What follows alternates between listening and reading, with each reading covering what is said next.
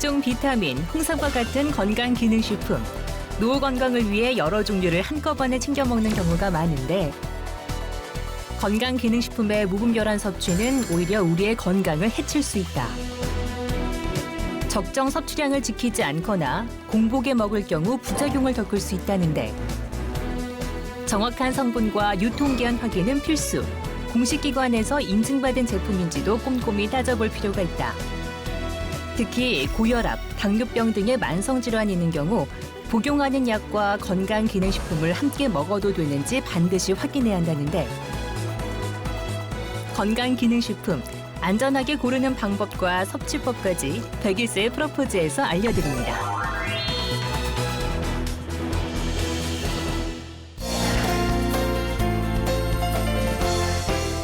안녕하세요. 101세의 프로포즈 아나운서 전주리입니다. 5월 가정의 달을 맞아 건강기능식품들 선물 받은 어르신들 많이 계실 텐데요. 노후 건강을 위해서 챙기는 건강기능식품. 그런데 무분별하게 섭취했다가는 오히려 건강을 해칠 수 있다고 합니다. 그래서 오늘은 건강기능식품 안전하게 먹는 법 알아보는 시간 마련했습니다. 도움 말씀 주실 두 분 선생님 소개해드릴게요. 고려대 의대 가정의학과 김양현 교수님 어서 오세요. 네, 안녕하세요. 네, 101세 프로포즈 주치의시죠. 정형외과 전문의 이수찬 선생님 어서 오세요. 안녕하세요. 네, 사실 저도 건강을 위해서 아침 저녁으로 정말 많은 이 건강 기능식품들을 챙겨 먹고 있는데요. 근데 사람에 따라서 좀 주의해서 섭취해야 한다고요.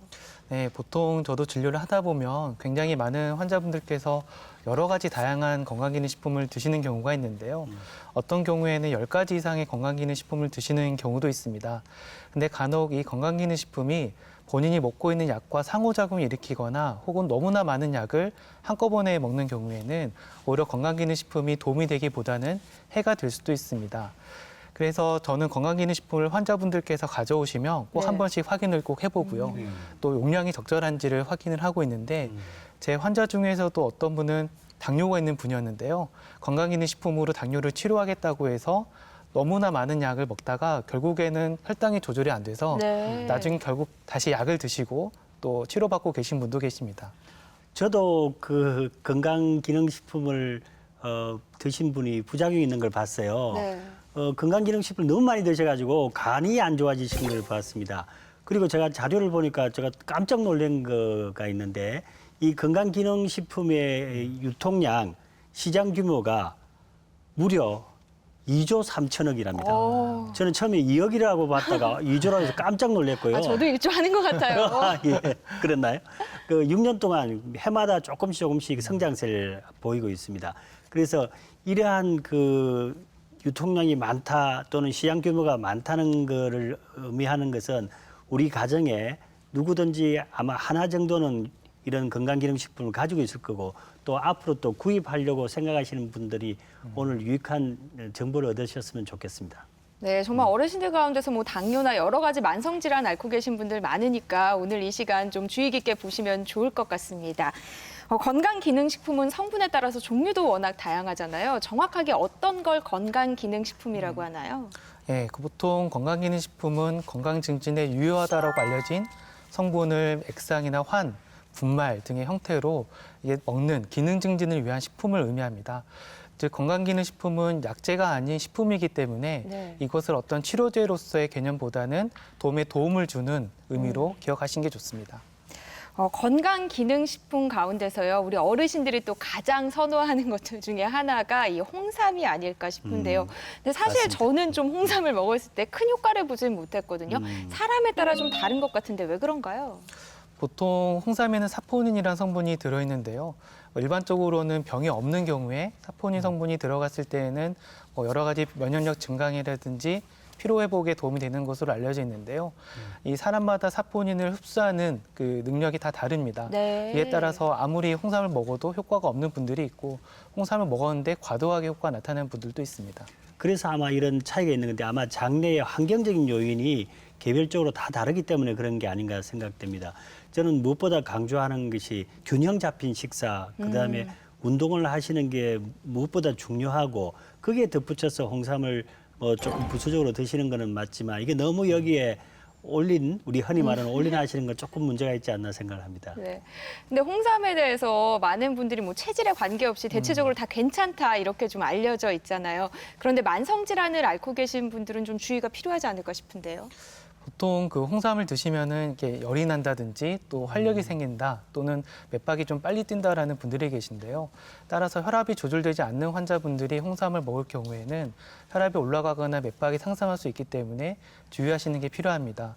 또 한 가지는 열이 날 수 있는 그 성분이 있기 때문에 고열이 있거나 감기와 같은 급성 질환이 있을 때에는 오히려 홍삼을 먹는 게 열 발생을 높일 수도 있습니다. 네. 또 특히 이제 심방세동이 있는 경우에는 와파린이라는 약을 드시는 분이 있는데요. 예. 이럴 때에는 와파린과 상호작용 때문에 오히려 그 역할을 못하게 하는 경우가 생길 수가 있고요. 또 아스피린과 같은 혈소판 응집제를 드시는 경우는 오히려 출혈성 경향을 높일 수 있기 때문에 주의하시는 게 필요합니다. 결론적으로 말씀을 하자면 혈관 질환이나 또는 면역성 질환 꼭 주치의하고 상의를 하시라는 그런 말씀이죠. 네, 맞습니다. 예. 워낙 시중에 홍삼 뭐 다양한 종류들이 판매되고 있잖아요. 어떤 걸 골라야 할까요? 중요한 질문인데. 그렇죠? 그렇죠. 뭐 어떻게 보면은 모든 건강기능식품에 해당이 된다고 볼 수도 있는데요. 보통 건강기능식품에는 건강기능식품 인증이라는 마크가 있습니다. 이 마크가 있는 경우를 찾아서 드시는 게 필요하고 이 건강기능식품과 같은 경우는 용기 표면에 그 함량이 적어져 있거든요. 이 함량이 적절하게 표기가 되어 있는지를 꼭 확인하고 드시는 게 좋고요.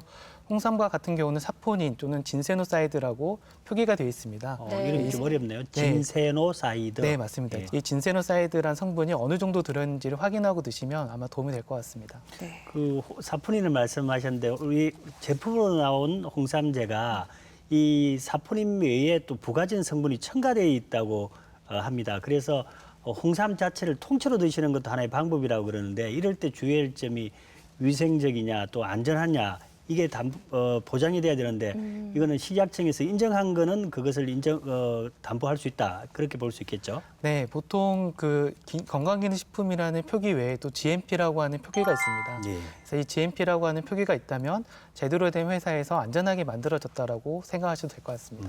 네. 또 홍삼과 함께 각종 비타민제 챙겨 드시는 분들도 많잖아요. 그런데 비타민제를 먹을 때도 좀 고려해야 할 점이 있을까요?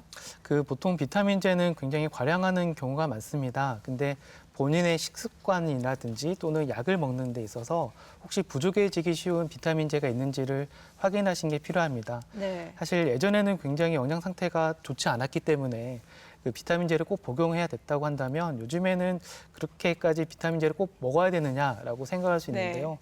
보통 어떤 비타민과 같은 경우는 이 혈액 검사를 통해서 그 수치가 부족했는지를 확인할 수 있기 때문에 이런 경우는 혈액 검사 후에 본인이 부족한지 또는 결핍인지를 확인하고 드시는 게 좋습니다. 네.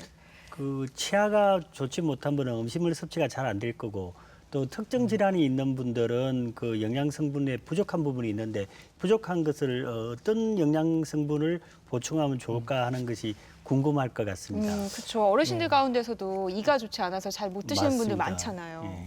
보통 이 치아가 안 좋은 노인분들 같은 경우는 고기를 특히 육류 같은 경우를 드시지 못하는 경우가 있는데요. 이럴 때는 비타민 B12, 코발라민이라고 하는데요.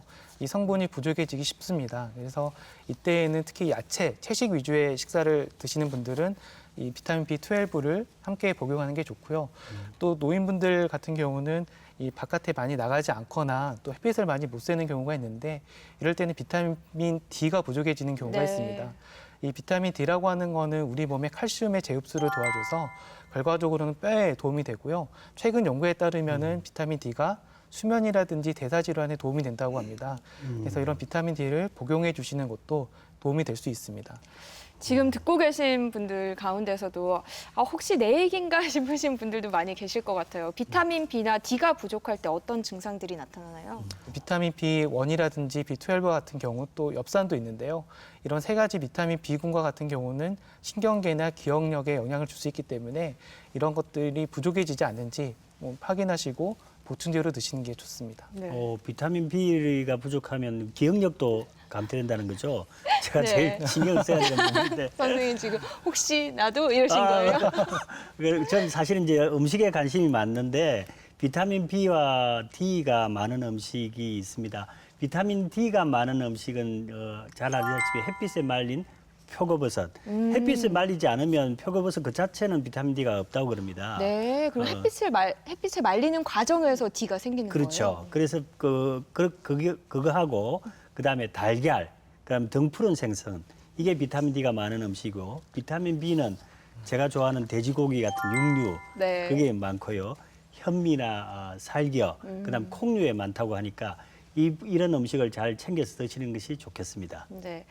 저는 워낙 비타민제들을 많이 챙겨 먹다 보니까요. 이거를 뭐 식전에 먹어야 되나, 식후에 먹어야 되나, 또는 뭐 아침에 먹어야 되나, 밤에 먹어야 되나 좀 헷갈릴 때가 있거든요. 섭취 방법에도 차이가 있을까요? 보통 비타민제와 같은 경우는 뭐 언제 먹는지 또는 어떤 음식과 먹는지에 따라서 달라질 수도 있지만 크게 비타민제는 지용성과 수용성으로 나눌 수가 있습니다. 예. 네. 그래서 보통 수용성과 같은 경우는 우리 몸으로 빠져나갈 수 있기 때문에 양의 제한을 두지 않지만 지용성 비타민과 같은 경우는 장기간 먹을 경우에는 부작용도 나타날 수 있기 때문에 주의하셔야 됩니다. 교수님, 지용성, 수용성을 쉽게 말씀을 좀 해주실까요? 보통 이제 지용성이라고 하면은 이제 그러니까 어떤 기름. 지방 성분이 있는 비타민제를 말하고요. 수용성이라는 거는 물에 잘 녹는 그런 비타민제를 말합니다. 그러면 수용성 비타민은 물에 녹으니까 좀 섭취 용량보다 많이 먹어도 빠져나가서 큰 문제가 안 되는데 지용성 비타민은 많이 먹으면 몸에 쌓인다는 거죠. 보통 가장 큰 문제가 비타민 C와 같은 경우도 수용성이긴 하지만 오랫동안 먹거나 또 과량을 먹을 경우에는 요로결석이 생길 수도 네. 있습니다. 그래서 이 비타민 C와 같은 경우도 또 속쓰림을 유발할 수 있기 때문에 주의하셔야 되고요. 보통 지용성 비타민 같은 경우는 장기간 먹는 것을 주의하시는 게 필요합니다. 비타민 A, D, E, K가 지용성 비타민이라고 그랬죠. 지용성 비타민은 이 식사하고 같이 드시면 식사 중에 그 기름도 같이 포함되어 있기 때문에 녹아서 이렇게 배설이 될 수가 있습니다. 네. 그리고 수용성 비타민인 비타민 B, C는 식사 끝나고 물과 함께 드시는 게 좋겠습니다. 그런데 이 비타민을 공복에 드시면 속이 쓰린다든지 이런 위장 장애가 있으니까 공복에는 안 드시는 게 좋겠고요. 유산균하고 철분제는 공복에 드시는 게 효과가 있다고 하는 보고도 있습니다. 네, 그러니까 유산균제는 공복에 공복에. 네, 기억하시는 게 좋겠습니다. 예. 근데 앞서도 좀 뭐 잠깐 말씀을 해주셨지만 비타민 C도 그렇고 너무 많은 양을 섭취했다가는 여러 가지 부작용이 나타날 수 있다고 하셨잖아요. 네. 또 다른 부작용도 어떤 게 있을까요? 보통 이제 가장 많이 드시는 영양제 중에 하나가 오메가3가 있습니다. 보통 오메가3와 같은 경우는 뭐 하루에 2g 정도를 드시게 되면 우리 몸의 중성지방을 낮춰주는 효과가 있고요. 하루에 한 알 1g 정도를 드시게 되면은 심혈관 질환 예방에 도움을 줄 수 있다라는 보고도 있는데 하루에 4g 정도를 드시게 되면 오히려 출혈성 경향이 심해질 수 있습니다.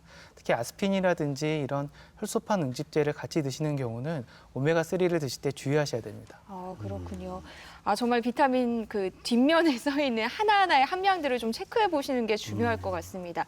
저희 제작진이요, 이 건강기능식품을 너무 많이 드셔서 고생하셨다는 어르신 한 분을 만나고 왔습니다. 화면 보시고 이야기 이어갈게요.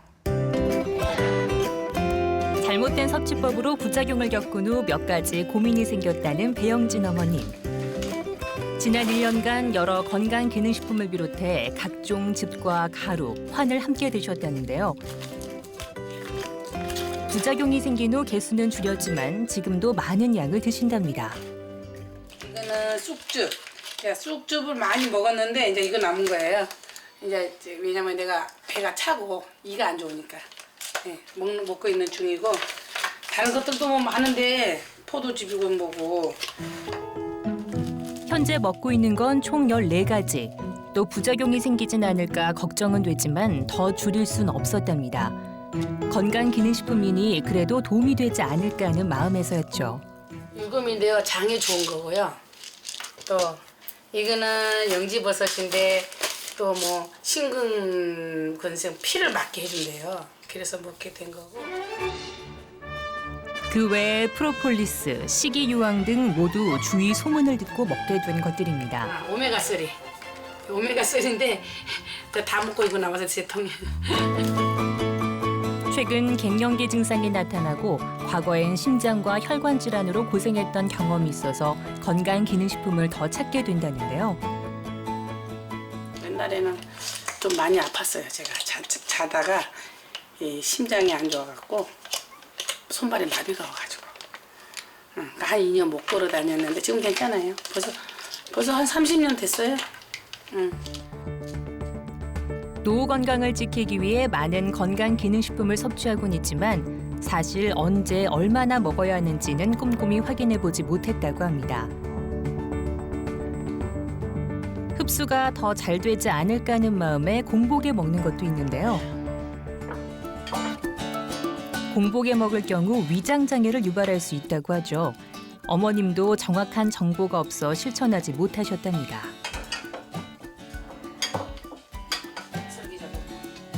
게다가 주로 채식 위주의 식사를 하기 때문에 영양 성분을 충분히 섭취하지 못한 것 같아 식사 전후에 더 많은 건강기능식품을 먹게 된다고 합니다. 제가 다 뜯어다가 이렇게 해먹고 하는데 이것이 부족한 것 같아서 그래도 이렇게도 식품을 또 막 사서 먹어요. 제가 그런 것도 더 좋아질 것 같아서. 하지만 어머님이 드시는 것 중엔 원료나 제조사가 확인되지 않은 것도 있어서 주의가 필요한 상황. 실제 몇 가지는 부작용을 일으킨 적도 있다는데요. 내 몸 좋으려고 저 한들을 챙겨 먹었더니 이상하게 꼭꼭 찌르고 가슴이 깝깝하고 체기 있는 거 뭐냐 한 달 내에 고생을 했어요. 근데 이제 안 먹었더니 또 괜찮아요. 또 이제 먹을까 저까 시방 빈속에다 먹어야 되나 봐요 저거는. 2달 전 검증되지 않은 것을 섭취한 직후 갑작스레 나타난 위장 장애 증상. 그 전까진 이런 증상이 없었다는데요.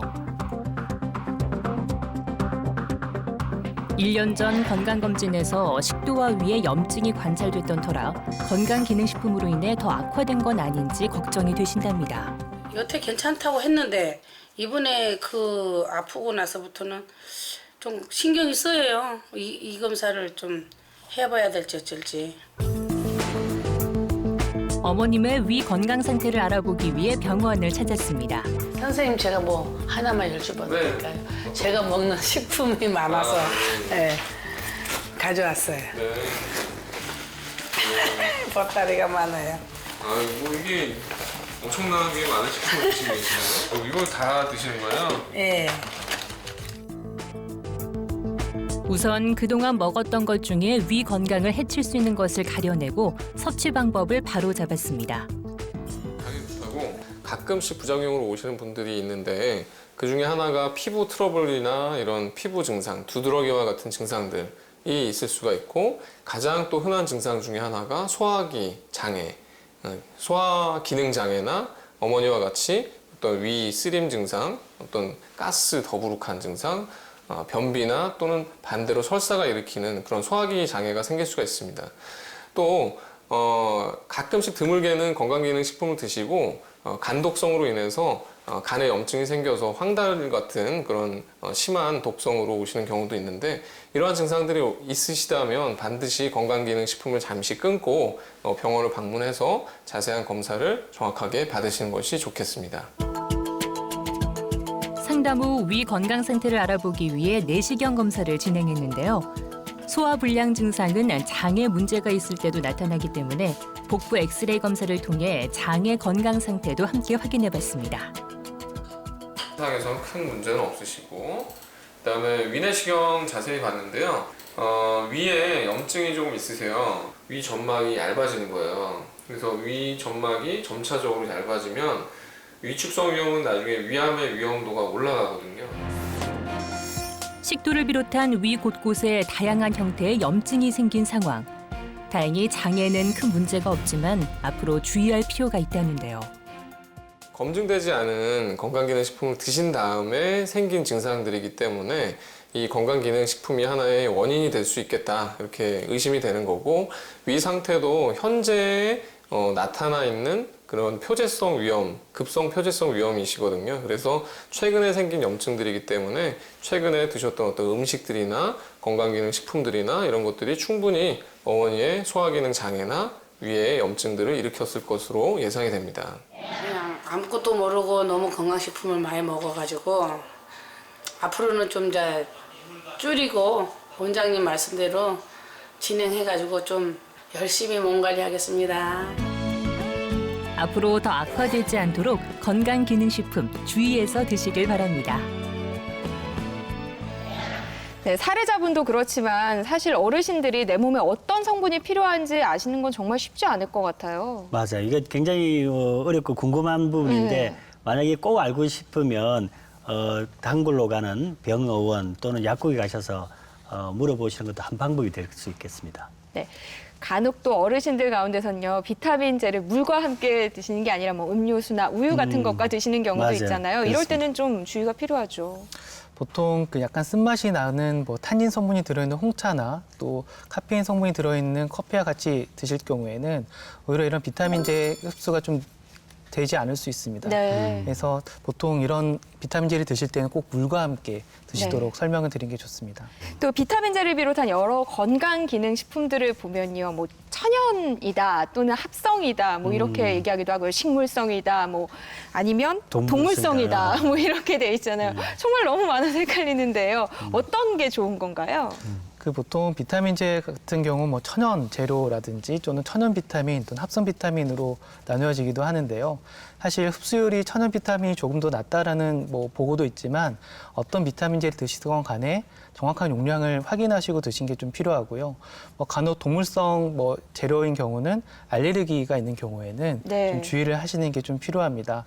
그리고 이제 비타민제 같은 경우는 또 약과 함께 드셨을 경우에 또 흡수율이 뭐 방해가 되거나 또는 여러 가지 성분을 또 영향을 줄 수 있기 때문에 이런 경우에 또 주의하셔야 됩니다. 제가 그런 걸 봤어요. 건강기능식품이 마치 약인 것처럼 또는 어떤 경우는 약보다 훨씬 효과가 좋은 것처럼 이렇게 이야기 광고하는 부분도 봤고 네. 또 만병통치약인처럼 네. 근데 이럴 때는 시청자 여러분이나 환자께서는 이거 약보다 훨씬 좋은 건가? 이렇게 혼돈하고 오해하실 수 있는데 네. 그런 경우는 확인이 필요한데 식약청에 들어가시면 정보 공개, 그다음에 위해 정보 공개 이렇게 클릭을 하셔서 네. 허위 광고를 이렇게 몇 번을 했는지 이런 것을 보여주는 사이트가 있습니다. 그걸 보고 또 참고를 하시고 일단 식품이라는 거는 약으로 될 수는 없는 거니까 네. 너무 과장된 것은 안 좋다 이렇게 생각하시면 될 것 같습니다. 네. 오늘은 건강기능식품 안전하게 먹는 법 알아보고 있는데요. 여러분들의 궁금증을 두 분 선생님께서 친절하게 풀어주시는 친절한 진료실 시간 시작하도록 하겠습니다. 궁금증부터 살펴볼게요. 건강식품끼리 같이 먹으면 안 좋은 것들이 있다는데 어떤 것들인지 알려주세요. 건강기능식품을 고를 때 무조건 큰 거, 함량이 큰 걸 골라도 되는 건지 잘 모르겠는데 어떻게 하면 좋을까요? 저희 가족은 배즙이나 양파즙 같은 걸 같이 먹는데 같이 먹어도 괜찮은가요? 또 어느 정도 먹어야 되는지 궁금해요. 네, 또 우리 어르신들이 뭐 건강기능식품 외에도 식품으로 만든 뭐 즙이나 액기스 이런 것들도 온 가족이 함께 드시는 경우가 좀 많잖아요. 이럴 때 섭취량은 좀 주의할 필요가 있을까요?